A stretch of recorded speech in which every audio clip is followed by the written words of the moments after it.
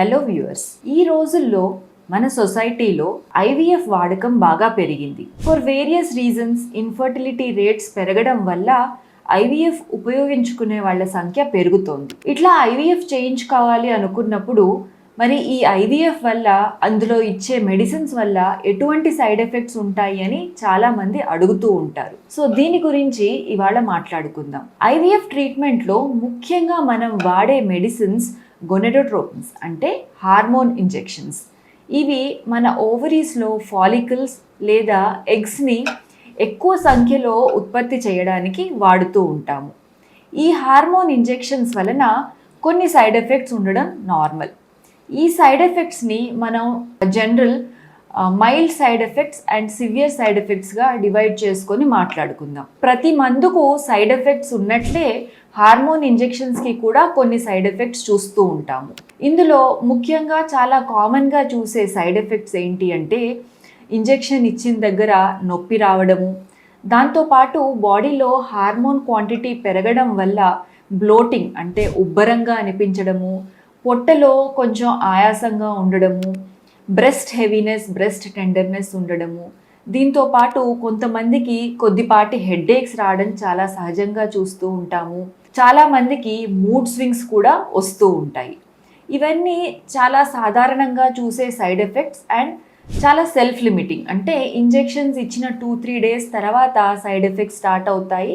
Injection stop చేసిన తర్వాత చాలామందికి ఇవి కంట్రోల్లోకి వచ్చేస్తాయి. చాలామంది ఆడవారు దీన్ని ఈజీగా వాళ్ళ లైఫ్ స్టైల్ చేంజెస్ ద్వారా మేనేజ్ చేయగలుగుతారు. ఇట్లా కాకుండా సీరియస్ సైడ్ ఎఫెక్ట్స్ కొంతమందిలో చూస్తూ ఉంటాము. ఇందులో ముఖ్యంగా మాట్లాడుకోవాల్సింది ఒవేరియన్ హైపర్ స్టిమ్యులేషన్ సిండ్రోమ్. అంటే మనం ఇస్తున్న హార్మోన్ ఇంజెక్షన్స్ వలన ఓవరీస్ అంటే అండాశయాల్లో ఫాలికల్స్ ఒకేసారి ఎక్కువ నంబర్లో పెరగడం వల్ల ఓవరీస్ చాలా బరువుగా తయారవ్వడము, పొట్టంతా చాలా ఉబ్బినట్టు టైట్గా అనిపించడము, దాంతోపాటు కొంతమందికి వామిటింగ్ సెన్సేషన్ అట్లాగే వాంతులు అవ్వడము. ఒకవేళ ఈ హైపర్ స్టిమ్యులేషన్ అనేది చాలా ఎక్కువగా ఉంటే ఆయాసం, ఊపిరి తీసుకోవడంలో కూడా డిఫికల్టీ ఉండడం, ఇటువంటి సైడ్ ఎఫెక్ట్స్ రేర్గా కొంతమందిలో చూస్తాము. ఇవి కాకుండా ఇంకొక రేర్గా చూసే సైడ్ ఎఫెక్ట్ ఒవేరియన్ టార్షన్. అంటే ఓవరీ సైజులో పెరిగిన తర్వాత అది పెనబడ్డం వల్ల బ్లడ్ సప్లై తగ్గి టార్షన్ అంటే సివియర్ పెయిన్ రావడం చూస్తూ ఉంటాము. ఇదొక surgical emergency.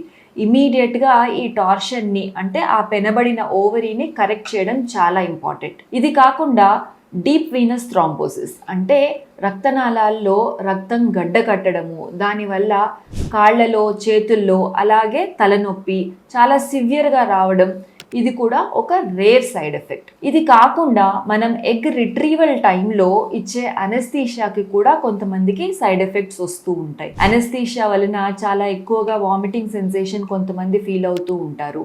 And egg retrieval టైంలో మనం నీడిల్తో ఎగ్స్ తీసేటప్పుడు కొంతమందికి బ్లీడింగ్ కొంచెం ఎక్కువగా కావచ్చు. సో ఒక ఎక్స్పీరియన్స్డ్ డాక్టర్ ఉంటే ఈ సైడ్ ఎఫెక్ట్స్ని ఈజీగా మేనేజ్ చేయడం వీలు పడుతుంది.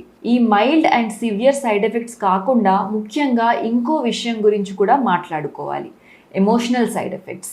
మనం ఇస్తున్న హార్మోన్ ఇంజెక్షన్స్ వలన మూడ్ స్వింగ్స్ ఉండడం, దాంతోపాటు హై ఎక్స్పెక్టేషన్స్ ఉండడం ద్వారా కూడా చాలామంది చాలా ఎక్కువ యాంగ్జైటీ, డిప్రెషన్ వీటికి లోనవుతూ ఉంటారు.